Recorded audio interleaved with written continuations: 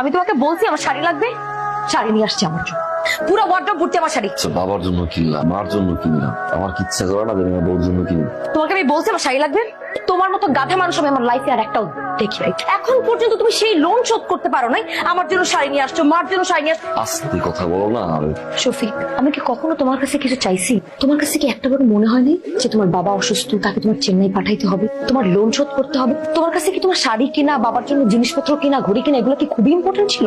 মাসে 10-12 তারিখের পরে যখন টাকাটা শেষ হয়ে যায়, আমি জানি আমি কিরকম করে রান্না করে সামলাই। আমার চাপা কষ্টটা আমি কাউকে বলতে পারি না। আমার নতুন শাড়ির থেকে আমার জামার জুতা কেনাটা বেশি দরকার ছিল। তোমার জুতাটা ফিতে সেলাই দিয়ে দিয়ে পড়তেছে, একটা নিজের কথা ভাবছো। আমি তো জানি তোমার কত কষ্ট হয়, তুমি সবার জন্য না। আমার আর এগুলো দেখতে ভালো লাগে না। শোনো, পৃথিবীতে যে মানুষগুলো সব নানান রকম বাধা আসে, বিপত্তি আসে, আল্লাহ তাআলা সবচেয়ে বেশি পরীক্ষা করে সব মানুষের। কি খবর তোরা? এই রনি, কেমন আছো তুমি? ভাইয়া, রনি আমাকে নিয়ে মালদ্বীপ যাবে তো, তাই ভাবলাম তোমাদের কাছে দুদিন থেকে যাই। রনি তাহলে বসো মা, আজকে আপ্যায়ন করো, অফিসের সময় হয়ে গেছে, আমি আসি। থাকো রনি, এই গেট লাগিয়ে দাও।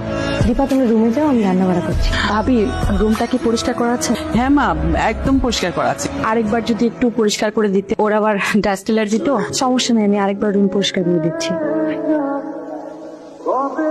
খুব বেশি ভালো না লাগলে